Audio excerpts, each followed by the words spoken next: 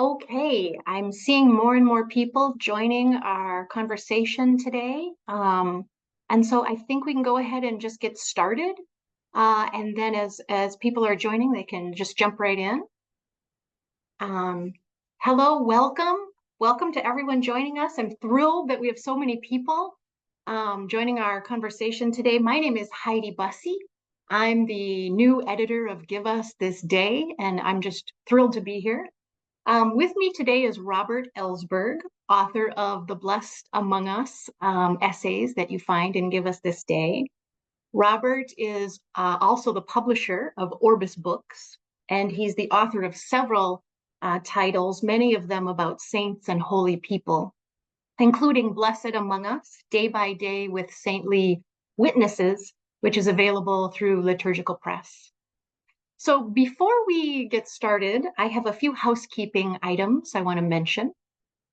This conversation is being recorded, and we will share a link with you via email as soon as that's available. You will also find a link to the recording on the Give Us This Day Facebook page within the next couple of days. Please feel free to tell other people about that and share that link so they can participate in the recording later. All participants, everybody joining now, is in listen-only mode. Your cameras and microphones have been turned off, but we would love to hear from you. So if you have questions while what Robert is presenting, please feel free and ask them down in the Q&A section down at the bottom of your Zoom there. You can see the one that says Q&A. We will leave time at the end for questions if we can. That's our goal anyway.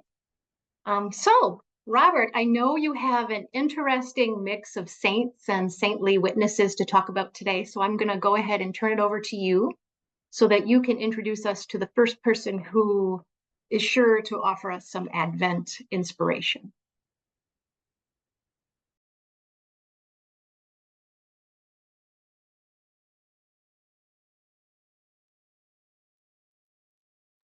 Oh, I have the power to unmute myself. I didn't know that. Thank you very much. And welcome to all of you. I'm very grateful to Give Us This Day and to Liturgical Press for inviting me to share these reflections for Advent. And I have to say, for the invitation 12 years ago to begin contributing to this journal, my Blessed Among Us feature that appears in every issue of Give Us This Day. Those of you who are regular readers of Give Us This Day know that one of the signatures of this feature is the combination of officially canonized saints and others who, many of them from our own times, who may not be candidates for canonization, but who in some way embody the spirit of the Beatitudes. And some of each of those categories will be included today. I was asked to speak about some saints of Advent, that is to say, figures whose memorials, feast days happen to fall in the month of December. They didn't choose the season of their death, but I reflected on this group and realized that each of them in some ways does speak to the mystery of Advent, the birth of the Messiah, how God entered our humanity and history in the form of a baby, and the implications of that good news for how we live. They all in some way tell us something about how the circumstances of that birth challenge our world, whether our values or the structures of our world, since what is in one sense very good news can be construed as very bad news for those who have a vested interest in keeping things the way that they are. I'd like to start with a saint of this very day, December 1st, St. Charles de Foucauld, who was only very recently canonized last year, though he has long been regarded by many people as one of the great spiritual witnesses of our time. In his most recent encyclical, Fratelli Tutti, Pope Francis closed by holding him up as an emblem of the social friendship and fraternity that is the theme of that encyclical. He wrote, "Blessed Charles," this was before he was canonized, "directed his ideal of total surrender to God toward an identification with the poor, abandoned in the depths of the African desert. In that setting, he expressed a desire to feel himself a brother to every human being and asked a friend, quote, to pray to God that I truly be the brother of all. He wanted to be, in the end, the universal brother. Yet only by identifying with the least did he come at last to be the brother of all. May God inspire that dream in each one of us. So who is Charles de Foucault? He came from an aristocratic family in France.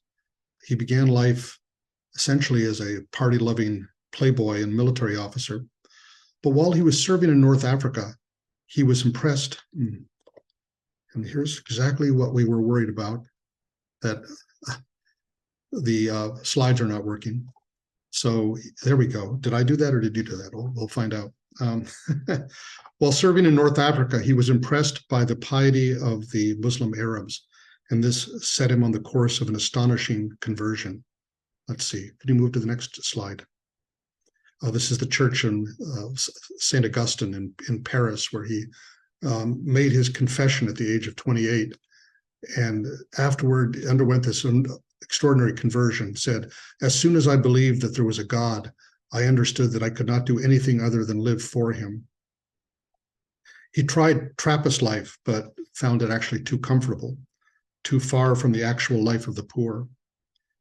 On a pilgrimage to the Holy Land, following the actual footsteps of Jesus, he was struck by the realization that Jesus, the Son of God, had spent most of his life as a poor carpenter in Nazareth.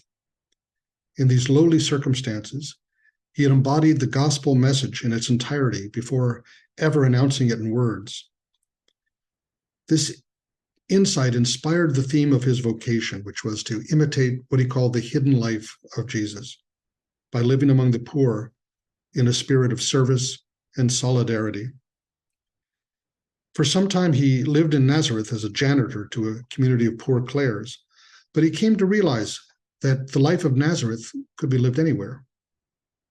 Eventually, he set out to establish a new model of contemplative religious life. He moved to the Algerian desert, not proselytizing, but simply living as a brother to his poor Muslim neighbors.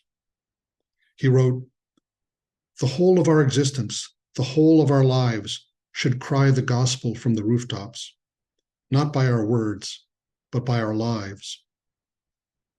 He spent 15 years in the desert preparing for followers who never came. On December 1st, 1916, he was murdered by Tuareg rebels. Charles died a seeming failure, but his model had tremendous influence. This is a picture of his hermitage in Tamanrasset in the Hogar region of Algeria. His influence was not just in the congregations that were later inspired by his mission, the little brothers and little sisters of Jesus and the gospel. He exemplified an evangelism of presence, an encounter with people of other faiths in a spirit of respect and equality. He sought to live a life modeled as closely as possible on the actual life of Jesus. In this Advent season, I'm struck by how deeply Charles contemplated the mystery of the Incarnation, that this took place in an actual place, that Christ's divinity was in a sense hidden in the most obscure and ordinary aspects of humanity, the vulnerability and helplessness of a baby lying in a manger, the exact opposite of where we would expect to find the Son of God. And he believed that this mystery offered us a model for our own way of living among our neighbors in a spirit of love, friendship, solidarity, brotherhood. As you would expect, Charles often returned to the Nativity in his meditations. Writing in Christ's voice, he wrote, "I was born for you in a cave in December, in the cold, homeless, in the middle of a winter's night, in the unheard of poverty of the extremely poor, in solitude, in an abandonment unique in this world. What, my children, do I want you to learn from my birth? To believe in my love, to believe that I have loved you until now. I want to teach you poverty, lowliness, solitude, humility, penance. I want to teach you to love me, for I was not content giving myself to the world in the Incarnation. In my unimaginable goodness, I did not merely give myself to you at my birth for a few hours or years. I am still in your hands and shall be henceforth until the end of the world." This picture of Charles is meaningful to me. It was given to me by Dorothy Day when I became a Catholic after being received into the church and the chapel of the Little Brothers of the Gospel in New York City, who were the followers of Charles de Foucault. And Dorothy gave me a famous early biography of Charles with this photograph inserted. So it has deep meaning for me, and I was very happy when he was canonized last year. We'll move on now. We turn the page to December 2nd, and this terrible photo, which many of us remember. It shows a small assembly of priests, sisters, and peasants gathered in a cow pasture in El Salvador to witness the exhumation of 4 North American church women. One by one, their disheveled bodies were dragged from a shallow grave. Moira Clark and Ida Ford, Maryknoll's sisters who had served in Chile and Nicaragua before coming to El Salvador. Dorothy Kazel, an Ursuline sister, and Jean Donovan, a lay missioner from Cleveland who was just 27. Each had followed a separate path. Jean Donovan had wrestled with the security of marriage and a lucrative career before choosing instead to remain in El Salvador. But for each one, called by Christ to live out her faith and solidarity with the poor, the path had led to the same cow pasture. It was a possibility they had all wrestled with. They had all been touched by the witness of Archbishop Oscar Romero, who was assassinated only 9 months before. In words which Sister Ida Ford quoted on the night before she died, Romero had said, "One who is committed to the poor must risk the same fate as the poor. And in El Salvador, we know what the fate of the poor signifies: to disappear, to be tortured, to be captive, and to be found dead." Jeane Kirkpatrick, who was the newly designated U.S. ambassador to the UN, said that the nuns were really political activists who had been targeted as allies of the guerrillas. The incoming Secretary of State, Alexander Haig, said that maybe they had tried to run a roadblock, or they were perceived as doing so, and one person started shooting, and you know how it goes. Before you knew it, they were all dead. This theory was easily contradicted by the facts that the sisters were intercepted by Salvadoran soldiers who had been ordered by their commander to watch out for them in their distinctive white minivan on their way home from the airport. They were driven to a remote area where they were raped and shot before being buried. In fact, their work had nothing to do with political activism. They worked in support of the Salvadoran church, ministering to the needs of refugees, shepherding priests, delivering supplies, offering solace to isolated and terrified catechists. And Dorothy Kazel said, "If you want to know what I do, I drive." But these were nightmare years in El Salvador. Yet each had identified with the church's preferential option for the poor, believing that the effective witness to the gospel was inseparable from the witness to life and solidarity with the oppressed. In El Salvador, that was enough to label one a subversive. And yet, in bearing witness to the cross, they were also witnesses to the resurrection.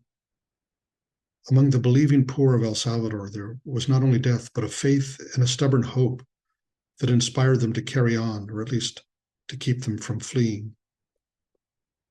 So how does this relate to Advent and the Christmas story?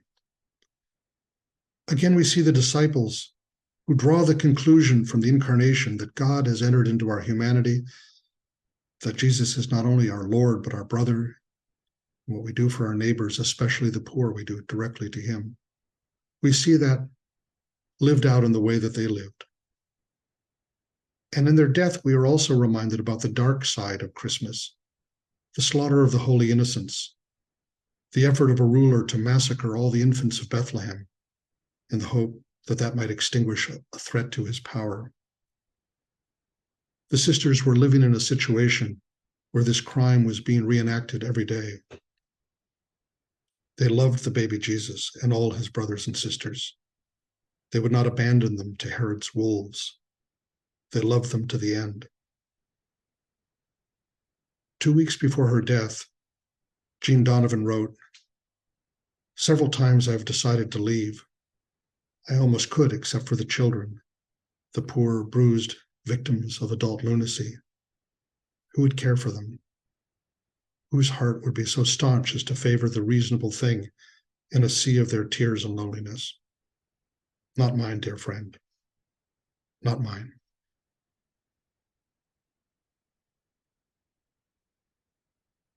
Well, now we can perhaps move to a happier story. December 6th is the feast of St. Nicholas. It's not difficult to associate St. Nicholas with Christmas. In fact, it's almost impossible not to associate him with Christmas, but there's actually more to his story. It's actually hard to reconcile the extraordinary influence and appeal of St. Nicholas with a paucity of established facts about his life. He is the patron of Russia and Greece and many classes of people, including children, sailors, pawnbrokers, and prostitutes. You can move this slide, unless I can there. Many hundreds of churches are named after him. His feast is an occasion for ardent celebration in many parts of the globe. But as for his biography, it may be summarized with little danger of elision in the simple statement that he served as Bishop of Myra, a provincial capital in Asia Minor sometime in the 4th century. Here are the ruins of his church, from which his body was apparently moved to Italy sometime during the Crusades. The most curious development in his cult has been, of course, the amalgamation of this 4th century bishop with the features of a Scandinavian elf. The transfiguration of St. Nicholas into Santa Claus has been traced to Dutch Protestants living in New Amsterdam, which is essentially where I live. As the story made its way back to England, the familiar features of Father Christmas gradually took shape until he had achieved his eventual iconographic status. In Holland, it is still St. Nicholas himself who delivers presents to deserving children, not on Christmas Eve, but on his feast day. In America and England, the image of jolly old St. Nick is at least several steps removed from the original Bishop of Myra.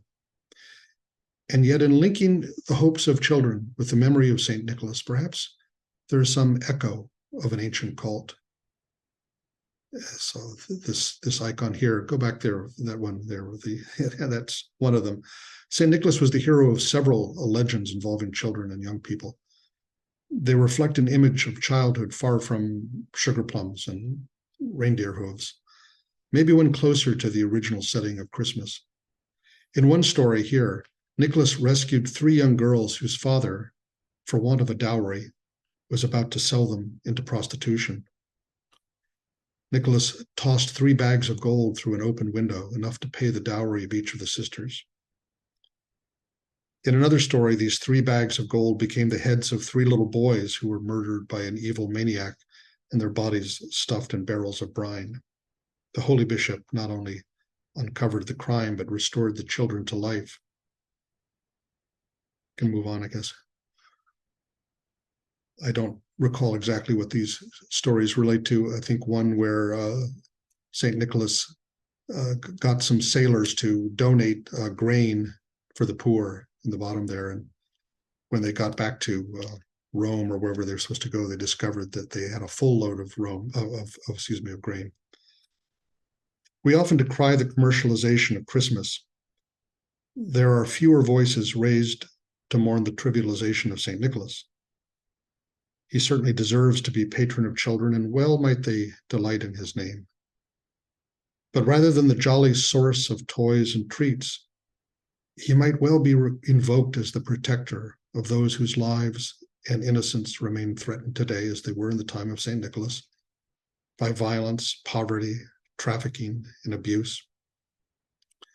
We remember in St. Nicholas the fraught context of Christmas, the birth of a child who bears such hope and promise, and the reality of a world determined to dim that light, to stifle that hope. Next slide. From Myra and the North Pole, we next moved to Mexico, where on the morning of December 9th, 1531, a Christian Native American named Juan Diego passed a hill at Tepeyac, not far from present-day Mexico City. Hearing a voice calling him by name, he looked up to see a young Indian maiden. You can switch the slide. Speaking in his Nahuatl language, she instructed him to tell the bishop to construct a church on this hill, the site of an ancient shrine to the mother goddess. The bishop paid no attention to Juan on this or a subsequent occasion after the maiden had identified herself as the mother of God. But after the bishop demanded some kind of a sign, the lady told Juan to gather in his cape a bouquet of roses that grew unseasonably at her feet. And when he returned to the bishop, Juan Diego opened his cape. To his astonishment, he discovered a full-color image of the lady mysteriously imprinted on the rough fabric. So was born the cult of Our Lady of Guadalupe, as the Indian name of the lady was rendered in Spanish. But the apparition truly marked the birth of the Mexican people, a fusion of the Spanish and Indian races and cultures. The apparition to Juan Diego occurred only 10 years after the conquest of Mexico, a time when the native peoples were languishing under the impact of their cultural decimation. The conquerors brought with them the new Christian religion, but under such circumstances that it posed little attraction. This changed after Guadalupe. With her dark skin and Indian features, the lady offered an image of divine compassion for a demoralized people. Speaking to Juan Diego in his own language, she presented herself in terms of mercy and solidarity, not power and domination. She called herself the mother of the true God through whom one lives, and stated her wish to see a temple built at that site so that she could, quote, show and give forth all my love, compassion, help, and defense to all the inhabitants of this land, to hear their lamentations and remedy their miseries, pain, and suffering.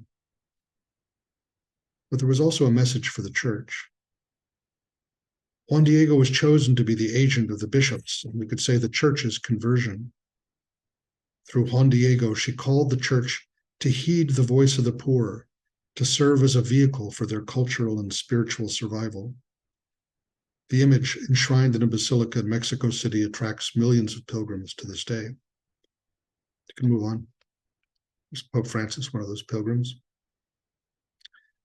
Many have tried to appropriate the power of her symbolism, but always she has retained a subversive appeal to the poor.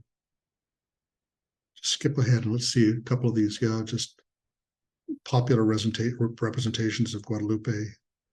And after that, yes. And the next one. This is Dorothy Day in the middle there with Guadalupe behind her and a young Robert Ellsberg there in the front. And the next, Cesar Chavez, the leader of the United Farm Workers. Guadalupe has always had a subversive appeal for the poor.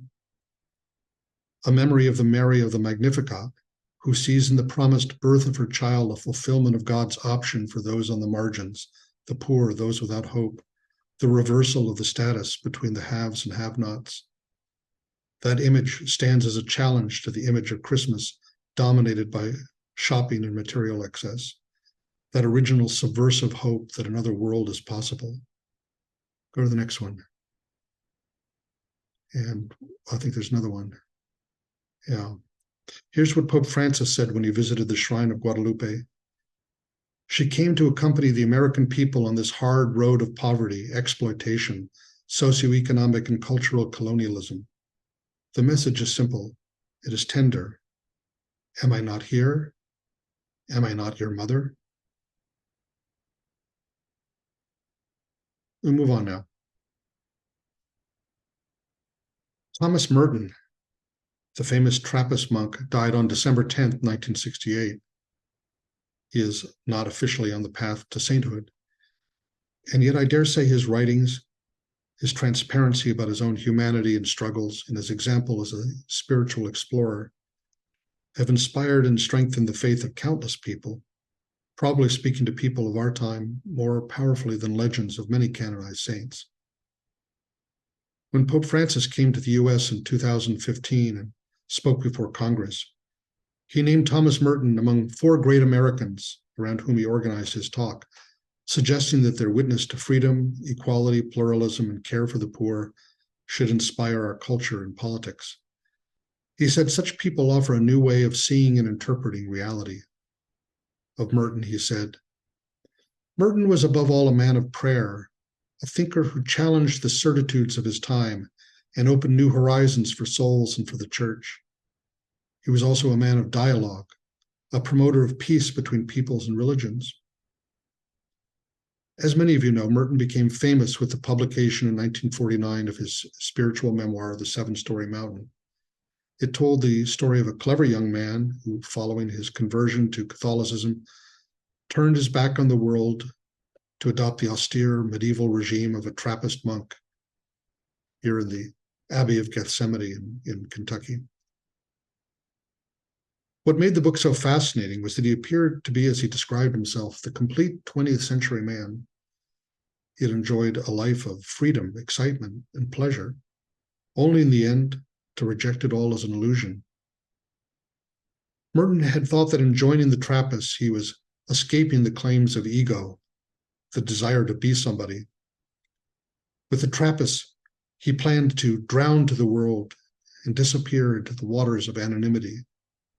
Instead, with his best-selling book, he became the most famous monk in America, and that book was followed by many more. And yet that was not the end of his journey.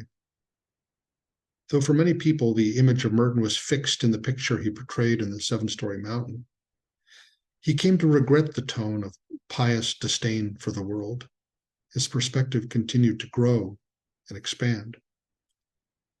In a famous passage in his journals, he described a moment of mystical awakening that took place during an appointment in downtown Louisville.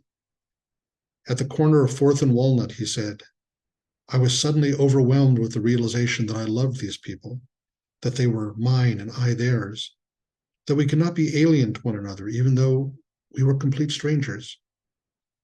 It was like waking from a dream of separateness, of spurious self-isolation in a special world, the world of renunciation and supposed holiness. That spurious self-isolation in a special world was exactly the image that had animated his original vocation to be a monk, but now he was thinking of his monastic vocation in a different sense. Incidentally, so this is a sign that has been put up in downtown Louisville at the corner of what was once 4th and Walnut, I think now is 4th and Muhammad Ali Boulevard, commemorating this historic insight he had. He experienced a sense of solidarity with the human race, not simply in sin, but in grace. There's no way of telling people that they are all walking around shining like the sun, he wrote. There are no strangers. The gate of heaven is everywhere. From this point, he became more engaged in drawing connections between the monastery and the world. With wide-ranging correspondence and writings on racial justice, ecology, the peril of nuclear weapons, and what he called the crime of Vietnam. This is the hermitage where he was given permission to live for the last years of his life. He also undertook wide-ranging study of Buddhism and other Eastern religions, an interest that finally brought him in 1968 to Bangkok to a conference on monasticism. There, after delivering a talk, he was found dead in his room, apparently of a heart attack. Like other saints we've discussed, Merton had a deep devotion to the infant Jesus. For Merton, the birth of Christ showed us that the gate of heaven is everywhere, that through the lens of this mystery, we could discern that there are no strangers, and that with enlightened eyes, we could see that everyone is walking around shining like the sun. Among his writings, Merton left what I think is one of the most poignant and powerful reflections on Christmas and the meaning of the Incarnation and Christ's ongoing presence in the world. He wrote, into this world, this demented inn, in which there's absolutely no room for him at all, Christ has come uninvited. But because he cannot be at home in it, because he is out of place in it, and yet he must be in it, his place is with those others for whom there is no room. His place is with those who do not belong, who are rejected by power because they are regarded as weak, those who are discredited, who are denied the status of persons, tortured, exterminated. With those for whom there is no room, Christ is present in this world. Now we can move on. Moving on now to a friend and mentor of Merton's before he joined the Trappists, Catholic Hewitt Doherty, whose cause for canonization is in process. She was originally Catherine Koleshinkin, if I pronounce that remotely, who was born in Russia in 1896 to a wealthy diplomat for the Tsarist government. Her father was half Polish and Catholic, so Catherine was raised in the Catholic faith. At 15, she married a baron, which made her a baroness. Yet no sooner had she entered the Russian aristocracy than war and revolution stripped her of everything. Eventually, close to starvation, she escaped with her newborn son and made her way to New York. Her marriage had collapsed. But eventually, she found a lucrative career on the lecture circuit, giving talks about her harrowing escape from communism. Soon she had everything that communism had taken from her. Yet her conscience was clouded by a nagging doubt, a feeling that it was just such a materialistic life and the failure of Christian values that had fed the communist revolution. At the peak of her success, she felt the pull of the gospel verse, "Go sell what you have and give to the poor, then come follow me." After giving up her worldly goods, she moved to the slums of Toronto, committed to living the gospel without compromise. There she established Friendship House, a center for the works of mercy. In 1937, she established a similar house in Harlem as a sign of interracial justice and reconciliation. It was there that the young Thomas Merton came to volunteer. He came there seeking a more authentic way of living his newfound Christian faith, and he always spoke of her role in inspiring his vocation. Catherine was a large woman, bearing kind of authority, a commanding presence, and her thick accent all seemed appropriate to a baroness, and that's actually how most people addressed her. She was famous for her earthy humor and righteous anger. When a society woman sniffed her contemptuously and said, "You smell of the Negro," she replied, "And you stink of hell." When she was in New York, actually before, she became a good friend of Dorothy Day. So for a while, they still were operating in the same city, New York. Maybe New York was a little too small for the two of them, one of the reasons that Catherine left. They admired each other tremendously, but they kept their distance to a certain extent. And Catherine complained to Dorothy that when she visited the Catholic worker, she was appalled by how filthy and disordered it was. Why couldn't they clean up? Why couldn't they have a mop? Dorothy had to explain to her that she had a kind of different philosophy of hospitality that was open to all the people of the streets and not the tidiness of a monastery. Eventually, Catherine moved back to Canada, where she married the journalist Eddie Doherty and settled on a piece of land and started a community she called Madonna House, a place of prayer and retreat. She became well known for her writings on Russian spirituality and what she called the Pustinia, a Russian word for desert, a place of silence and withdrawal from the compulsions of the world, a place to listen to God. Pustinia could be a hut in the forest, or a room in our apartment, or even a special place in our hearts to which we could retreat. Her life became an integration of her two great principles, a commitment to the social apostolate in the world, and the need to root such a commitment in a life of prayer in the spirit of Christ. She died on December 14th, 1985. Here's a little reflection from her that connects us to Advent. Christ desires to be born in the manger of our hearts. Are the doors of our hearts wide open to receive the shepherds, the magi, the stray visitors, in a word, humanity? Are they open to receive every person as Christ would receive each one of us? Are they open to receive those around us in our daily life? Or do we think it enough to make a manger of our hearts so that we might hold Christ unto ourselves exclusively? If so, that is not what he was born for, and he might bypass the manger of our hearts. I pray that this coming new year will be a year in which we will empty our inner self so as to carry the Christ child comfortably and warmly in our hearts. You know that Christ will be comfortable and warm only if we love and trust one another. So the next one. And now we come to the end of Advent. Who shall we remember?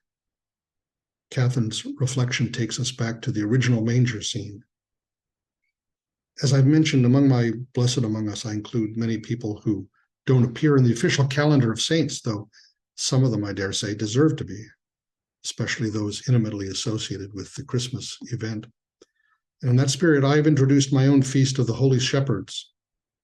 We don't know them by name, but they appear in every creche and Christmas pageant, and they are as essential to the story as the barn and the manger and the animals who warmed baby Jesus with their breath. In many religious traditions, the birth of a divine king is attended by wondrous signs from heaven. The same is true of the nativity stories of Jesus. But in the Gospel of Luke, the announcement of Christ's birth is not delivered first to kings, priests, or anyone of importance, but to nameless shepherds in the countryside outside Bethlehem. While the image of the shepherd in Hebrew scriptures carries a fairly dignified status, actual shepherds in the time of Jesus were among the poor and marginal class of people, what one scholar has called the expendables. Nevertheless, these shepherds are greeted by an angel who proclaims, "I bring you good news of great joy that will be for all the people. For unto you is born this day in the city of David a Savior, who is Christ the Lord."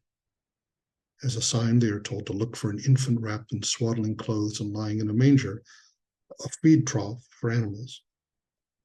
Following these instructions, the shepherds find Jesus and his parents just as they've been told. They, quote, returned glorifying and praising God for all the things they had heard and seen, which were just as they'd been told. And then, quote, they spread the word concerning what had been told them about this child, and all who heard it were amazed at what the shepherds said to them. In future years, this child would be called many things: Good Shepherd, as well as Lamb of God. His identity would be announced to important people who would torture and kill him.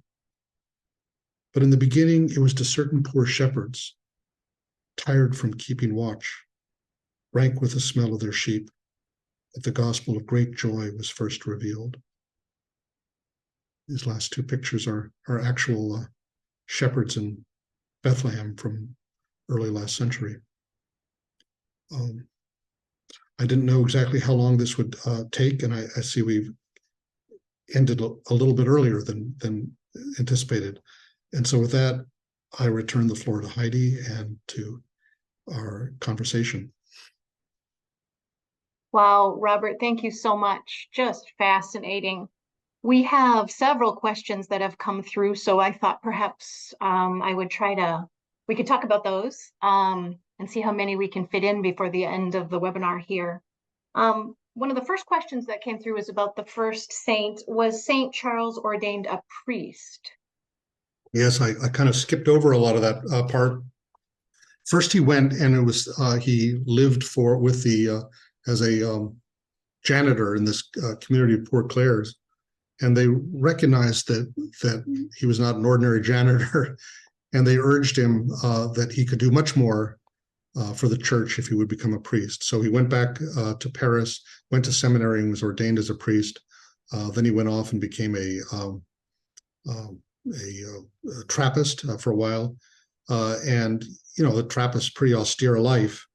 And yet one day he was sent on some mission to perform some work of mercy for some, this is in Syria, I think, very poor family. And he was very embarrassed and humbled to see how their poverty so exceeded the austerity of the Trappist monastery. And it was after that that he conceived this idea of starting a new religious order. So when he went to the desert, he thought that others would follow him. He had a deep devotion to the Eucharist and got permission to have the Blessed Sacrament, and he would spend many hours in contemplation before the sacrament. He lived first in an area where it was well populated. Eventually, he wanted to move to someplace even more remote. So he went into the Hogar region where there was hardly anybody. And he kept waiting and hoping that other people would come and join him. He built this little monastery with these little cells that someone said could pass for coffins. And nobody came, and he died all alone there. So it was many years after his death that the first biography was written of him.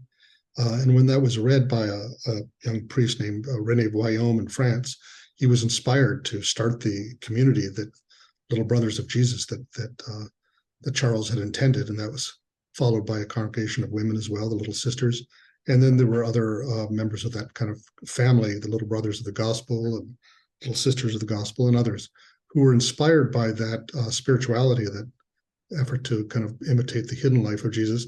They would live and work not just in the desert, but in the kind of, they said, the desert that's everywhere among the poor. I got to know them when they were living in the slums in New York City, working as janitors and things like that, factories.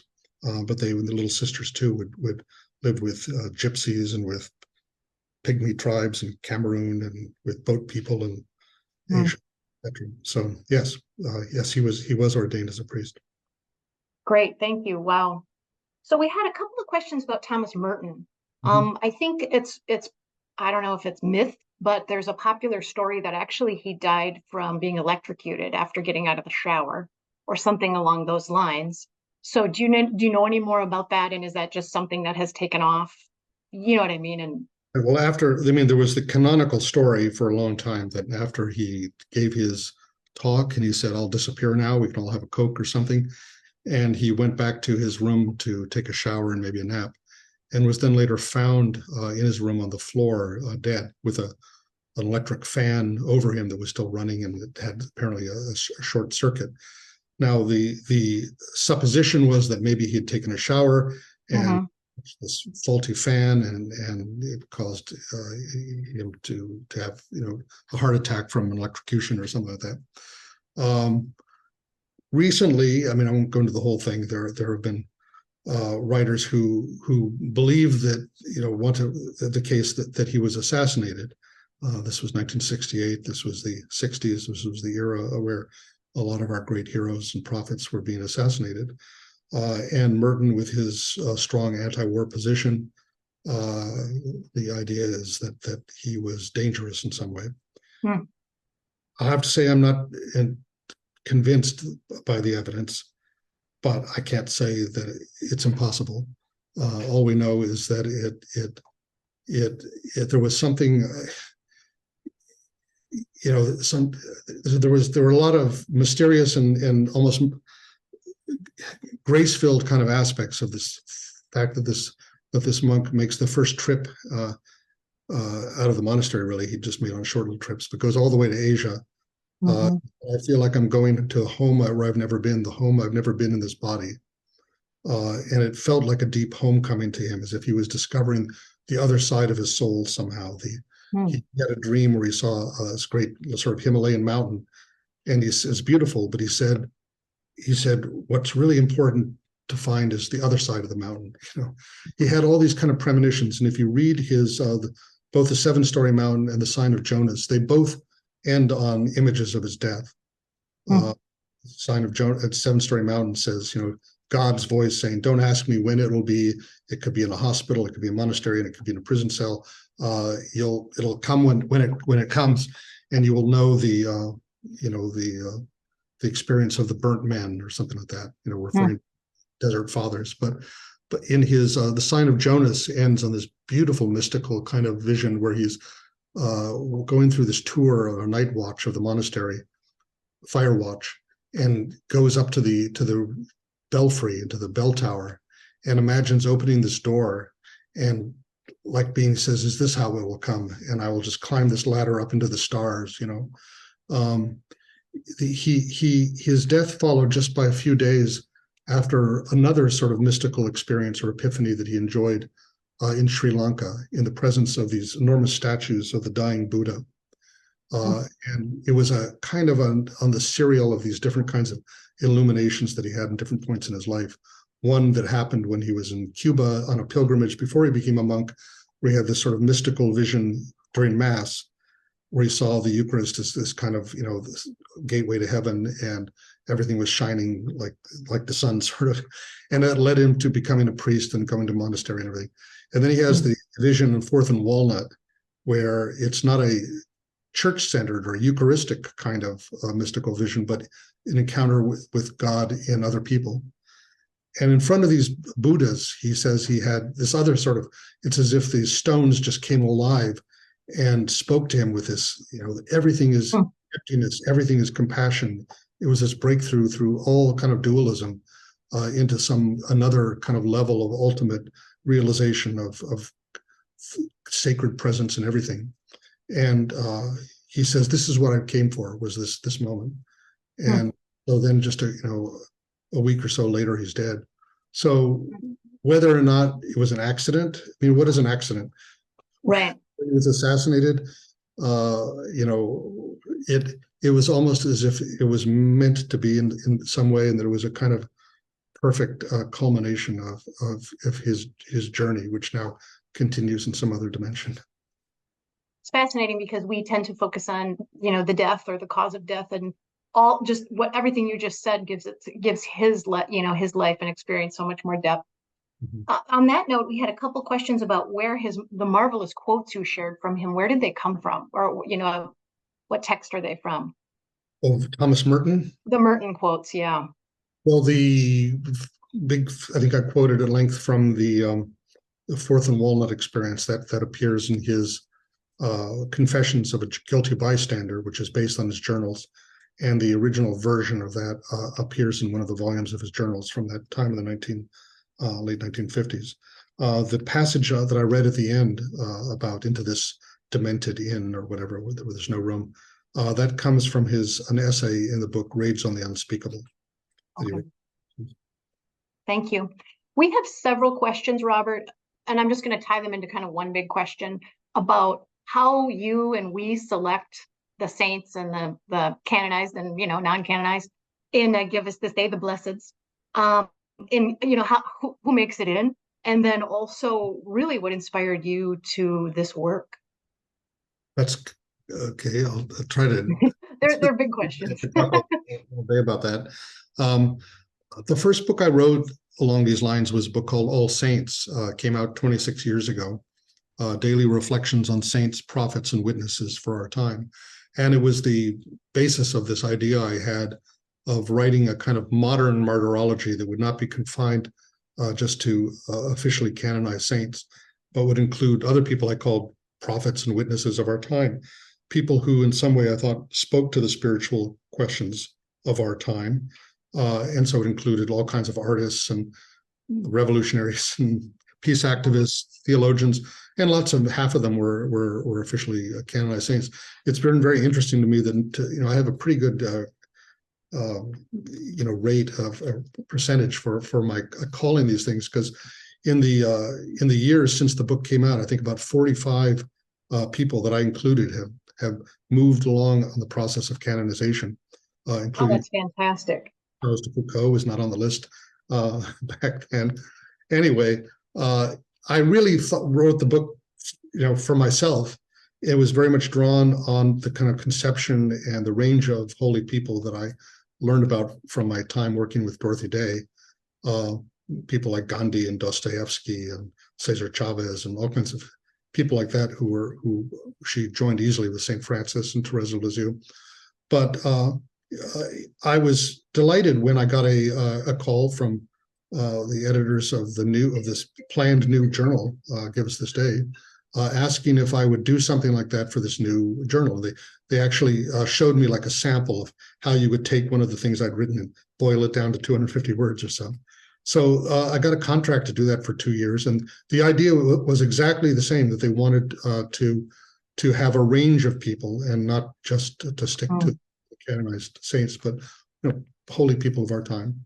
So I did this for 2 years. I didn't know that what I was getting myself into, but that was renewed over and over again. So that started in 2011, and I've written, for every day for every issue. I think about 150 issues now, and I have to say it's become a deep part of my own sort of spiritual practice. I didn't really know when I started off with this that being a saint watcher would be, kind of a deep part of my identity. I've done several other books. I've been doing about 5 or 6 books, including the collection that we did at Liturgical from Give Us This Day. So how do I choose them? Well, I started off easily enough with people I'd written about before, and a little bit more, inclusively of official Catholic saints, because in All Saints I focused on the ones that I just particularly liked, or very important for me. So in Give Us This Day, I opened that up quite a lot to include just about everybody. And I will say also credit to Give Us This Day for steering me in the direction of really trying to balance men and women every week, which I've done and very glad to do.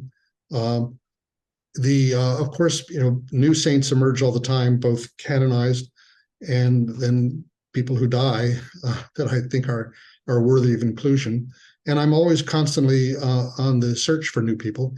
I have to say I get a lot of recommendations. I don't follow them all because sometimes I find that, yes, this is a wonderful person, but I just don't feel like I can tell their story in 250 words, or it just feels too much like one that has been told over and over again. And that's the case even with the canonized saints, because I could fill the whole 365 days with foundresses of religious orders, and there'd still be plenty left. And many of the stories are quite similar. So I really do try to look for ones that I think, that in a short little reflection, it's not just informative. Oh, I just learned about a new person, but that gives you a kind of parable of the gospel in a living, human being to start your day with and think about and take something away from. And I've been very pleased and surprised almost, really, because in All Saints I had like about 1,000 words, and so these short little things I wondered, will that really mean anything to people? But I read them all myself every day to my wife, and some of them I've read many times, but they still, something catches me, and it's almost like starting your day in prayer, in contemplating on some life that enlarges you and sets you up for the challenge of Christian living. Thank you so much. Another question that came through is about how, and it's a little bit of a practical question, how can learning about these saints help us walk, a more the path of discipleship through Advent? And how do you think that your experience and, learning about saints and the research, et cetera, helps us in the contemporary world, that even the people who have passed, long time ago, still speak these truths to us today?